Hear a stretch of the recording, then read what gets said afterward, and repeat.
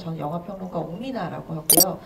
중간에 계신 분은 방금 인사도 했지만 사실 저희가 딱히 인사를 안 해도 얼굴만 보면 저희가 다 알아보는 김정태 배우님이시고요. 그러고 보니 저희가 패션 코드를 맞추진 않았는데 노란 모자를 같이 쓰고 오고 말았네요. 네, 저희 왜 노란 모자를 쓰고 왔는지 알 수 없는 저분은 김정근 감독님입니다. 네, 고맙습니다. 일단 다짜고짜 염력 얘기를 시작하는 것보다는 슈퍼히어로물이니까 슈퍼히어로에 대한 얘기들, 장르 얘기들을 조금 하다가 넘어가는 게 어떨까라고 생각을 해요. 그 슈퍼히어로 약간 옛날 생각을 해보면 슈퍼맨이 한 1930년대쯤부터 이제 등장하기 시작을 했어요. 그래서 슈퍼히어로들에게 가장 필수적인 건 사실은 그 패션도 있겠지만 그 선명한 적의 존재일 텐데요. 냉전 시대에는 슈퍼히어로가 싸울 적들이 굉장히 정확해서 편했다면 편했습니다. 그러다가 냉전 시대가 끝난 다음에 한동안 우리 슈퍼히어로들이 싸우는 적이 이를테면 테러리스트들하고 많이 싸우죠. 우리 방금 얘기했던 아이언맨도 테러리스트와 싸우는데요. 그렇다면 연상호 감독이 염력을 만들 때 가장 고민했어야 되는 지점은 한국에 슈퍼히어로가 생긴다면 누구하고 싸울 것인가, 이 문제를 해결하는 것이었을 거란 생각이 들어요. 북한하고 싸우기는 지금은 조금 그렇진 않잖아요. 그러니까 옛날에 또리장군은 북한에 가서 싸웠던 거 또리장군 기억나시죠? 그걸 기억 못하면 안 되죠. 그렇죠. 우리는 다 이렇게 아까 왜 그러니? 우리 단체 관람했던. 저는 모릅니다. 인터넷 단체 관람 했었는데요, 그죠? 그리고 이렇게 막 돼지 얼굴이 벗겨지고 막 이러는 것들이 있었던 생각이 나는데요. 그래서 사실 슈퍼히어로를 어떻게 만드느냐야말로 지금이 어떤 시대이고 어떤 문화적인 텍스트를 가지고 있는 시대인가를 보여주기에 적합한 게 아니었을까라고 생각이 됩니다. 두 번째 궁금했던 건 어떻게 슈퍼히어로가 되게 만들까였어요.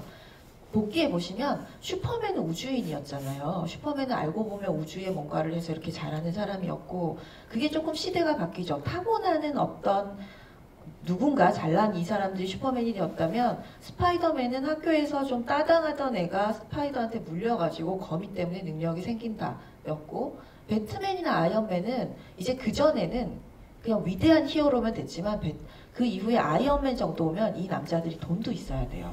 지적인 능력도 있어야 되고 돈도 있어야 돼야 그래야 슈퍼히어로가 되면서, 돈 있는 이 똑똑한 이 남자가 스스로 슈퍼히어로 능력을 만들어내서 나온 결과물이 배트맨이나 아이언맨이었을 텐데요. 우레메, 별똥왕자, 슈퍼홍길동, 스파크맨, 바이오맨, 반달가면 좋아하신다는 벡터맨, 흡혈형사 나도열, 전우치까지가 사실은 한국에서 나눠졌던 슈퍼히어로들일 텐데요. 아시아 슈퍼히어로들 보면 재밌는 게 그런 거예요. 우주인 같은 거 안 나와요. 우주의 전기 같은 거 없고, 그 아시아의 애들이 뭘 자꾸 주워와요. 신비의 돌을 줍는다, 신비의 벨트를 줍는다, 마법 나무를 건드렸다, 그랬더니 슈퍼파워가 생긴다. 이게 아시아 관객들이 되게 말이 되는 거예요. 네가 우주인의 자식으로 태어났다보다는. 그래서 현대에 멀쩡히 잘 살았던 류승룡이라는 남자 중년 아저씨가 어떻게 하면 슈퍼파워가 생길까가 궁금했는데, 그 결론이 여기서 보니까 가서 약수터에서 운석에 뭔가 이렇게 떨어진 약수를 마시는 그것이어서, 어느 면에서 보면 한국에서 가능한 슈퍼히어로는 저런 식으로 생기겠다라는 생각이 들어서 연상호 감독의 고민이 보이기도 하고, 한국 영화가 다룰 수 있는, 혹은 한국 영화가 생각하는 지금 가장 평범한 사람이 슈퍼히어로가 될 수 있는 방법은 역시 약수물 마시는 정도가 아닌가라는 생각이 들기도 했던 지점인 것 같아요. 보통 우리가 기억하는 슈퍼맨이나 배트맨들은 다 이렇게 날아가고 원더우먼도 다 이렇게 날아다녔는데 이분은 이렇게 날아가시잖아요. 원래 제 양반 허리가 별로 안 좋아요. 그래가지고 촬영할 때도 그 허리에 그 복대를 하고 그랬거든요. 그 무슨 뭐 이렇게 뜨거운 휴대용 찜질기가 있어요.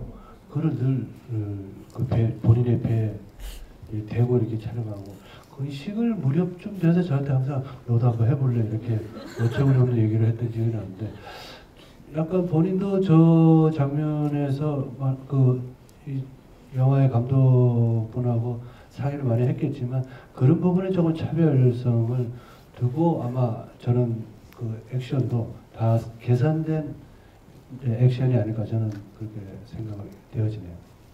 저는 생각하면서 저분은 왜 이렇게 주먹으로 날아가지 않고 이렇게 날아가는 것인가 라는 동작을 보면서 말씀하신 것처럼 배우의 상상력도 있고 연상호 감독이 원했던 부분도 있겠지만 기존의 다른 슈퍼히어로들은 싸우러 가는 사람들이라서 싸우는 자세, 주먹을 쥐고 앞장서 나갔다면 저 유승용 배우가 맡은 염력을 가지게 된 인간은 싸우러 가는 게 아니라 지키러 가는 사람이다 보니까 굳이 주먹을 내밀 필요가 없었던 걸까? 라는 생각도 좀 하면서 봤던 것 같은데 허리일 수도 있군요. 우리가 허리를 잘 알아야 됩니다. 유승용의 허리의 진실에 대해서 우리가 좀 다시 고민해 볼 필요가 있습니다. 배우의 그런 거에 대해서 얘기하면 그 지금 뭐 많이 나셨다고 그러는데. 그렇군요. 알겠습니다. 진짜 궁금한 건 한번 손을 들어볼까요? 이 영화 나는 너무 재밌게 봤다. 완전 재밌다. 여기 초등학생 맞아요? 네, 초등학생 어린이가 첫 줄에서 크게 손을 들었고요. 뭐 그냥 괜찮게 봤다. 시간 때우기로는 나쁘지 않아. 네, 여러 세대의 많은 분들이 손을 드셨고요. 아니 나는 조금 실망했어. 이건 좀 아니라고 생각해. 네, 이것 좀 아닌 분들이 한 대여섯 명 있고 나는 화가 난다. 네, 화가 나시는 분들도 한 서너 분 계시네요. 여기 화가 나시는 분이 무대 위에도 한 분 계신 걸로 제가 알고 있어요.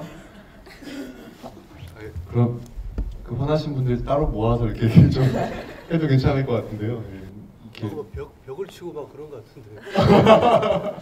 벽 친 건 저 아닙니다. 네, 김정은 감독님을 보면서 나는 화가 나라는 얘기를 했던 지점들이 있는데 이를테면 여러 가지 얘기들이 있을 수 있겠지만 일단 첫 번째는 이 영화에서 연상호 감독이 생각했던 선명한 적으로 만들었을 때 한국 관객들이 별로 부담감 느끼지 않고 북한처럼 너무 막 많은 것들을 생각하지 않아도 되는 적이 누가 있을까의 선택에서 지금 소시민을 주인공으로 놓고 어떤 기득권층 그리고 용역으로 대표되는 어떤 폭력적인 집단이라고 생각하신 게 보여요. 이게 재미있는 건 그런 거죠. 연상호 감독이 생각하기엔 철거민과 그리고 어떤 그런 폭력 집단의 싸움이라면 모든 사람들이 쉽게 철거민 편에 쓰고 동화되고 동일하기가 쉽고 저들은 나쁜 사람이다, 악당이다라고 지금 2018년에 국민들은 생각할 것이다 라는 아이디어였을 텐데요.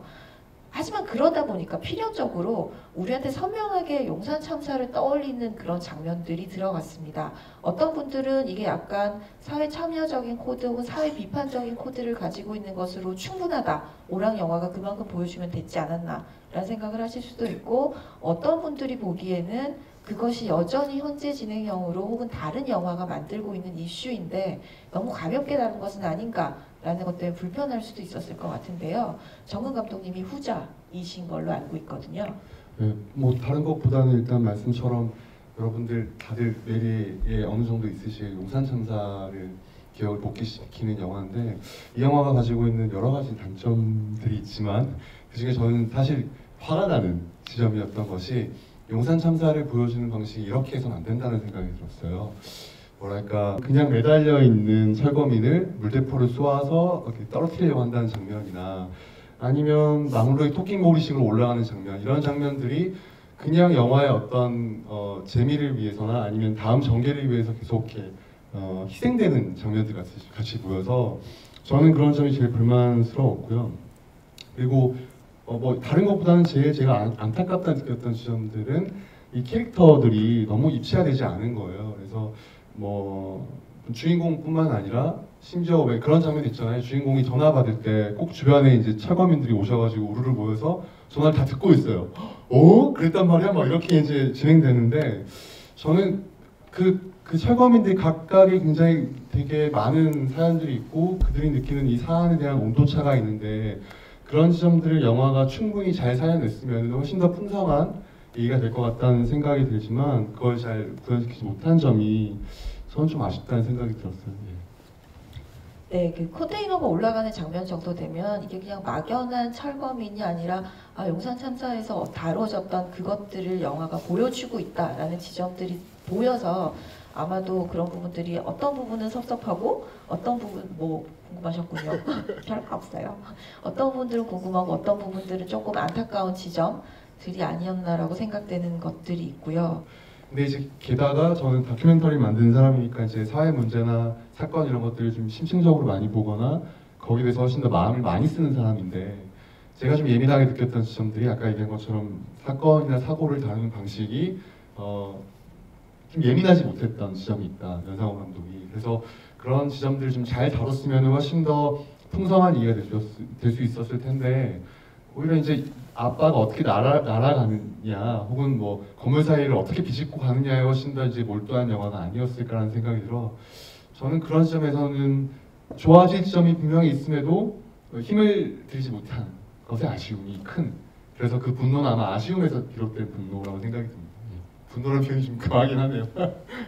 어쨌든 그래도 연상호 감독은 처음부터 사회 비판적인 시각을 가지고 있는 사람은 맞는 것 같아요. 감독님이 처음에 만들었던 그 단편들을 제외하면 돼지의 왕 같은 경우도 학교에 있는 어떤 권력 구조에 대한 이야기였던 거고, 사입이란 영화도 그랬고, 서울역 같은 영화도 그랬죠. 그래서 부산행이 좀비 영화이고 장르 영화로서 굉장히 재밌긴 했지만, 감독님은 여전히 사회에 대한 것, 구조에 대한 것, 조금 삐딱한 것들을 이야기하고 싶은 욕심은 있으신 감독님 같기는 해요.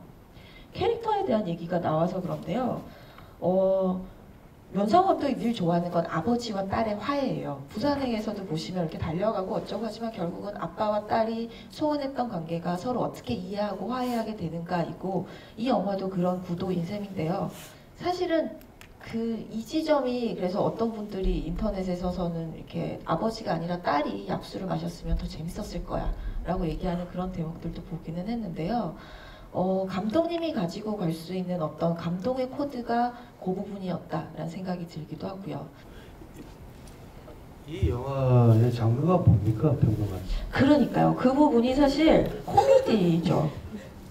코미디. 그러니까 코미디 욕심이 보이잖아요. 몰라서 물어보면 진짜. 저를, 그러니까 이 장르가 아까 말씀드린 것처럼 슈퍼히어로 모름지기 액션 블록버스터이면서 로맨스를 끼고 가야 되는데, 여기서는 연애를 할 수가 여기서 연애하는 사람이 지금 로미와 변호사밖에 없는데요. 변호사와 결혼했으니 로미는 성공한 것인가라는 생각을 저희끼리는 농담처럼 하면서 이 영화는 그러네? 라고 했지만, 아버지와 딸을 완성하려다 보니까 로맨스가 들어갈 틈이 없었어요. 그러면서 욕심내신 거는 류승룡 배우의 표정 연기로 많이 가는 그런 코미디인 거는 맞아요. 그래서 감독님이 원한 건 코미디인 것 같아요. 저는 술 먹을 때 저 표정 많이 봐가지고. 와닿지 않으셨고요. 그래서 저는 이게 감독이 의도한 바가 그 많은 거를 다 취합을 하려다 보니까 오히려 역효과를 낸 부분도 있지 않을까. 오히려 뭐 진짜 코미디면 코미디, 배우들이 역량으로 코미디, 아니면 진짜 SF 뭐 판타지 같이 뭐 그러면 아예 그쪽으로 이렇게 더 포커싱을 해야 되는데, 이게 한국 영화의 또 그런 심파적인 그런 또 부분이 항상 이렇게 약도 되고 독도 되잖아요. 그런 것들이 좀 어수선하게 좀 자리를 잡지 않았나 이런 생각에, 장르라고 나한테 금방 자문을 해보니까 뭔지 저도 바로 대답을 못 하겠더라고요. 그렇죠. 이 정확한 말씀이신 게, 보면서 류승룡 배우가 하는 그러니까 그 분이 보여주는 어떤 표정 연기들이 있어요. 정말 혀로도 막 하고 막 이런 자세들을 취하거나, 그 넥타이를 세울 때 이런 자세들은 분명히 웃긴데, 근데 이 사람과 연결되고 있는 이 사람들은 철거민이잖아요. 너무 어렵고 힘든 상황들이 나오는데 이 사람이 슈퍼파워를 받아서 하는 것들이 너무 웃기려고 하니까 웃기가 되게 애매해지는 지점들이 와서, 사실 이걸 코미디로 소비하기에는 불편하고, 그렇다라고 진지하고 심각하게 보기에는 류승룡 배우님이 너무 애쓰면서 연기를 하고 있는 지점들이어서, 사실 이 난삽함, 사실 뭔가 하나를 딱 정확하게는 적과 아군을 구분하는 이런 것들이 안 되는 이상 슈퍼히어로를 띄우는 게 사실 어려운 일이 아니었나라는 생각이 들기도 해요. 그리고 결국은 슈퍼히어로라고 얘기는 하지만 감옥에 갔다 오고 힘을 가지고 이제 맥주를 나르고 있는 이런 장면들이, 어쩌면 연상호 감독이 가지고 있었던 고민이 요 정도의 답을 내린 게 아니었나 싶어서, 그래서 영화가 좀 더 아쉬웠는데요. 근데 보면 사실 류승룡 배우님이 굉장히 많은 부분에 혼자 연기를 하셔야 돼서, 어차피 다 CG로 넣는 부분들은 혼자서 연기를 하시잖아요. 그러면서 어쩔 수 없이 이렇게 표정 연기나 과장된 연기를 할 수밖에 없는 지점들이 있는데요. 그런 영역들은 배우들이 연기하기 좀 어려운 부분인가요? 상대 배우가 쳐주는 거 없이 혼자 하면? 제 개인적인 감정을 말씀하시는 거죠? 네, 저는 개인적인. 혼자 해서 편하던데요. 그러신 적 있어요? 그러니까 혼자서 정말 하시면 더 편하세요? 빨리빨리 끝내잖아요. 아, 왠지 안 나고. 네. 그럼 제가 여쭤볼게요. 네네. 누구 연기가 제일 마음에 들었어요? 저는 심은경 씨가 연기하는 게 잘한다라는 생각이 드는 부분이 분명히 있었는데 그 끌어올리는 이런 장면들 있잖아요. 아버지한테 저렇게 부모한테 바닥바닥 대드는 애들이 좋아요. 그래서 바닥바닥 대드는 장면이 좋았으나 그걸 커트를 너무 빨리 자르셔서 했다가 미안 아빠 이렇게 너무 쉽게 진정하잖아라고 생각했던 부분이 있어서 사실은 저 배우의 연기력을 보여줄 만큼 감독님이 여유를 안 주는 게 아닌가라는 생각을 했습니다. 예. 저는 뭐 연기적인 부분에서는 그렇고 뭐라 그러지? 아까 말씀하셨던 히어로가 있으면 안티 히어로가 그게 같이 이렇게 흘러다녀 녹아내야 되는데 그런 분들이 사실은 굉장히 잘 빨아줘야 돼요. 관객들의 그 에너지를 잘 빨아가지고 이 주인공한테 이걸 넣어줘야 되는데 이런 것들 에너지가 이렇게 잘 이렇게 사람으로 치면 혈액 순환이 잘 안 된 것 같아요. 이게 와서 이렇게 빵 와야 이렇게 딱 오고 이렇게 돼야 되는데 그들도 좀 이렇게 너무 좀 재미있게 잔 재미를 주려고 하다 보니까 이 안티 히어로도 좀 힘이 빠지고, 그와 더불어서 같이 이렇게 캐릭터들이 조금 이렇게 다운되는 그런 지점은 발견된 것 같아요. 의견을 계시나요? 여기까지. 그래서 저는 아까 말씀하신 것처럼 이제 어떤 역할을 맡아보고 싶었냐 여쭤봤지만은 답은 안 하셨는데 제 생각에 제일 어울렸을 건 역시 이제 민사장 역에 김민재 씨가 했던 민사장 역이 제일 어울릴 것 같고 아마 그걸 하셨으면 훨씬 더 이제 빨아들여서 잘하셨을 것 같은 생각이 들거든요. 그런 것들은 이제 후배들한테 많이 넘기고요. 저는 뭐 그런 거 많이 했으니까.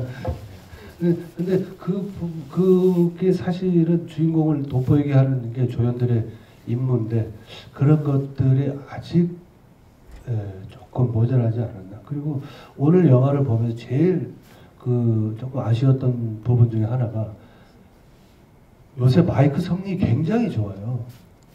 근데 주로 이제 조연분들 보니까 연극을 하셨던 분들이 많은 것 같아요. 여기 보면. 근데 이게 영화 연기, 그러니까 메카닉 액팅과 연극 무대 스테이지 액팅에서의 보이스의 조절은 굉장히 큰 차이를 두고 공부를 해야 되는 부분이 있는데 이게 영화 연기임에도 불구하고 그 육성, 발성 이런 것들이 너무 다들 크게만 이렇게 하다 보니까 이게 샷이 좀 타이트하게 갔을 때는 아주 조곤조곤하게 호흡으로 이렇게 대화를 하는 이런 부분들이 좀 있어야 되는데 컷들도 좀 루즈한 부분도 있었고 그런 그 배우들의 소리 이런 부분에 또 조금 아쉬운 점이 있지 않았나 이렇게 생각이 들더라고요. 이런 분위기 좋은데요? 번갈아 가면서 이런 얘기하는 거 좋은데요. 그렇죠. 그리고 사실 가장 큰 문제는 그거죠. 이 연상호 감독이 욕심냈던 건 되게 거대한 구조의 문제일 텐데 결국은 이 용역과 철거민의 싸움으로 단순화돼요.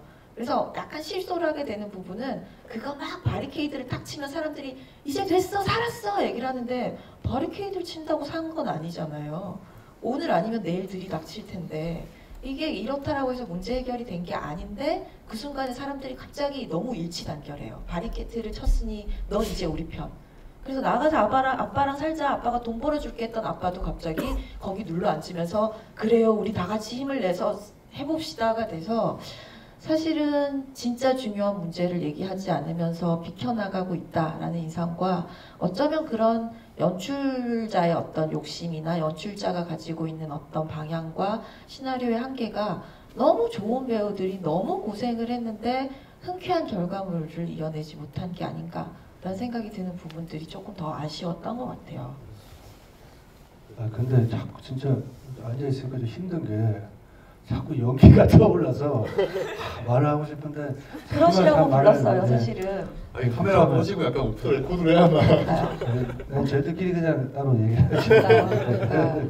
그러니까 영전에서 원하신 게 이렇게 확 터놓고 막 이거는 아니지 않아요? 우리 뭐 진짜 잘했지. 막 이런 얘기를 하고 싶었으나 사실 카메라를 이렇게 여러 개 갖다 놓으시고 하면 그래서 다음에는 여기 기회 가시는 분 여기 한국 영화 말고 외국 영화 틀어요. 마음껏 살벌하게 모르는- 씹어줄 테니까. 모르는 사람들. 그러니까 모르는 애들. 근데 그것도 그 문제가 있어요. 이 모르는 애들이 영어를 해요. 그래서 우리가 아니, 자막 상관없어요. 연기는 아니, 사실 자막이 나오니까 내용은 아니까 연기를 보고 얘기하는 거니까. 더 구체적으로 보실 수 네, 있겠네요. 더 잘 볼 수 있죠. 그러네요. 그러면 다음에는 헐리우드 영화나 외화들 일본도 괜찮고 어쨌든 모르는 사람들이 나오는 영화 위주로 하면 저희가 대놓고 그렇죠. 동영상도 그들이 찾아보진 않을 테니까 유튜브에 올려줘도 안전할 것 같다라는 생각도 듭니다. 다른 궁금하시거나 코멘트가 있으실까요? 아까 김정은 감독님 잠시 말씀하셨지만 용산 참사의 그 컨테이너 장면, 그 경찰의 철거맨에 쫓겨 올라가는 건물의 모양이 마치 이렇게 사진을 찍어놓은 듯 똑같은 상황, 그런 그림들을 그러니까 솔직히 저는 개인적으로 와 막 갖다 썼네라는 생각을 했는데요. 그걸 그 연상호 감독님이 그런 이런 반응을 생각을 안 하진 않았을 건데 화가 나시지만 그 연상호 감독님 입장에서 왜 그렇게 했을 것 같은가요? 제 생각엔 그런 것 같아요. 이제 이렇게 얘기하면 안 될 것 같긴 하지만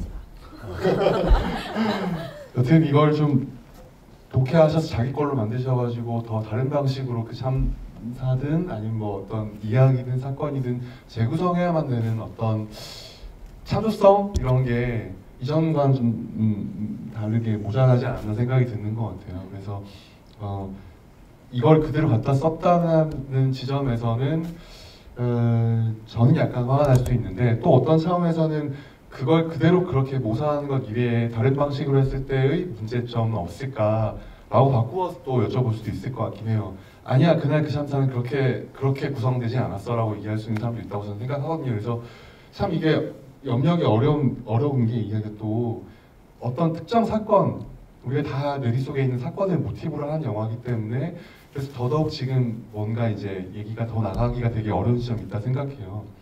그래서 저는 차라리 좀 시일이 지난 후에 마치 올해 우리가 작년 말 개봉해서 올해 좀 계속 여전히 많이 봤던 1987처럼 우리가 모두 다 역사적으로 알고 있고 기억하고 있는 영화긴 하지만 뭔가 재구성될 수 있는 여지가 생기는 일종의 좀 숙성된 시간이 필요하다고 생각하고요. 아마 연상호 감독이 좀 지금은 뭐랄까 사회적 공분이나 이 사안을 좀 더 알리고 싶다는 마음 때문에 이렇게 영화를 좀 거칠게 표현했다고 저는 생각하지만 모르겠어요. 좀 이후에 다른 작품들이 점점 이 사건을 다루는 많은 작품들이 나오면은 좀 더 나은 작품들이 나오지 않을까라는 생각이 듭니다. 어느 정도 어떤 각도에서 보면 연상호 감독은 굉장히 유순한 방법으로 만약에 초능력이 생겨서 그때 그곳에 가서 사람들을 구하는 사람이 있었으면 어땠을까? 어떻게 보면 좀 만화적인 상상이지만 그걸 합쳤다는 생각이 들고요. 하지만 다만 그리고 연대하는 우리라고 생각하면서 용산 참사를 가지고 오는 바람에 코미디로 풀어내기에는 이 영화가 어느 지점에 웃어야 될지 참으로 애매하겠다는 생각이 듭니다. 용산 참사와 관련된 영화. 여기 아시는 분들도 계실 거고 보신 분도 계시겠지만 그 두 개의 문이라는 굉장히 훌륭한 작품이 있어요. 그래서 그 작품은 2012년 개봉을 했고요. 지금 이제 이 안에서 제가 캐릭터가 좀 이렇게 단순화됐다 혹은 뭐 납작하다 이렇게 표현을 할 수 있을 것 같긴 한데 그런 그 사람들 구성원들의 좀 세밀한 이야기나 아니면 진짜 좀 이 사람들이 무엇인지 알고 싶은 분이 좀 계신다면은 지금 현재 개봉한 그 공동정범이라는 다큐멘터리가 있습니다. 이 영화의 전당에 상영하고 있고요. 이걸 보시면 루미의 마음이나 함께 연대했던 사람들의 마음이 좀 이해되실 것 같고요. 나아가서 그 컨테이너에서 이렇게 매달려서 떨어질 뻔했던 경찰이 있지 않았습니까? 그래서 그 사람들의 시각으로 보는 두 개의 문이라는 다큐멘터리가 있어요. 그래서 이걸 보셔도 경찰의 시각에서 이 참사를 좀 재구성해서 볼 수 있기 때문에 굉장히 좀 흥미로운 시간일 것 같아요. 네, 실제로 연상호 감독님이 영화 만드실 때 공동점검하고 있는 그 연분홍 치마 사무실에 가서 철거민들에 대해서 배우들한테 설명도 해줘야 되고 실제로 어떤 일이 있었는지를 좀 알고 싶다라고 하면서 그 다큐멘터리를 보고 싶다라고 해서 보셨다 그래요. 그래서 나중에 엔딩 크레딧 올라갈 때도 보면 감독님들 김일란 감독이랑 이혁상 감독님들이 스페셜 땡큐로 올라가는 부분도 있어서 감독님 나름대로의 고민, 그리고 감독님이 생각하기에 한국 상업 영화에서 풀어낼 수 있는 수위라고 생각하는 지점들을 나름대로 고민하신 결과가 아니었을까라는 생각은 듭니다. 다만 슈퍼히어로에 대한 우리의 기대치는 조금 못 미친 게 아닌가라는 생각이 드는 부분들도 있는 것 같아요.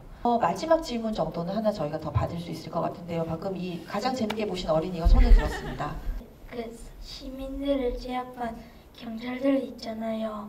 경찰들은 원래 범죄하고 싸우는 걸로 알고 있는데 왜 시민을 공격할 때 어떤 느낌이 들었는지 알고 싶었어요. 거의 핵심적인 질문이거든요. 사실 이건 노동 다큐 많이 찍으시는 감독님이 대답을 하셔야 될 것 같아요. 아니 저보다는 김정태 형님이 하셔서 좋을 것 같습니다. 그러게요. 경찰이 그러면 안 되는데 그죠. 혹시 이 아이의 부모님이 계시다면 네, 칭찬과 함께 왜 그런지에 대해 설명을 좀 해주시면 좋을 것 같습니다. 제가 할 수 있는 수위와 범위를 넘어서는 거 아니 따로 만나 얘기할래? 영화 보는 것보다 손톱 뜯는 거 고치는 거 벌써 저 친구가 아까부터 보니까 좀 어색하면 손톱을 역시 그때 배우는 사람을 관찰하시네요. 관찰하고 계셨어요. 이 친구한테 밑에 동생 있어? 이런 손톱을 뜯는 친구들 보면 나이 차이가 많이 안 나는 동생들이 항상 있습니다. 갑자기 또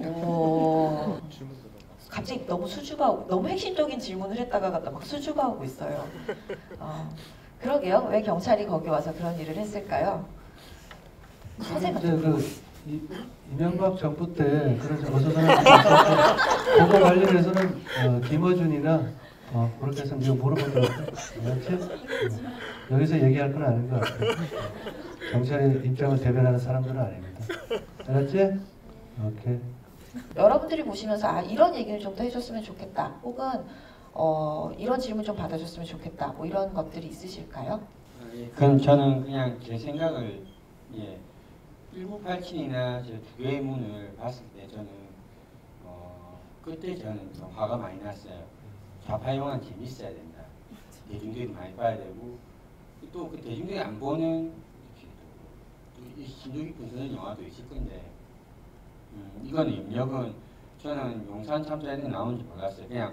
그냥 총영 영화인가 보다 싶었었어요. 부산행 연상호 감독 대지왕도 좋아하고 하는데 이번에도 부산행처럼 사회 비판적인 그런 건 별로 없을 거라 생각하고 왔는데 용산 그대로 보여주는 거 보면서 저렇게 보여줘야 된다 생각했어요. 저는 저걸 너무 깊이 들어가면 저걸 지루하지 않게 만들 수 있을까 과연 이런 생각을 했었어요. 그래서 난 그런 부분이 좋았어요. 저는 1987이 사실 더 재밌었을 거라고 생각하고 이거 염력도 더 웃겼어야 되지 않을까. 물론 그 아주 진지하고 슬프고 분노가 침투하는 그 참사하지만 시간 지났을 때 이 참사에 이런 상황에서 저는 그런 생각을 했었어요. 그냥 그런 이야기를 하고 싶어서 계속 염력이 안 좋다고 이야기를 들으니까 댓글 같은 거 지금 보면서 이게 오늘 이제 방금 영화 끝나고 댓글 봤는데 다 일베들인가 이 생각을 했었어요. 왜 영화가 다 엉망이라고 그러지? 저는 좋게 봤거든요. 예, 이상입니다. 네. 네, 그 마이크 받아서 말씀하시면 돼요. 아무 생각 없이 왔다가 오늘 영화 재밌게 봤습니다. 사실은 근데 영화는 다큐멘터리하고 똑같을 필요는 없다고 생각을 첫 번째로 하고요.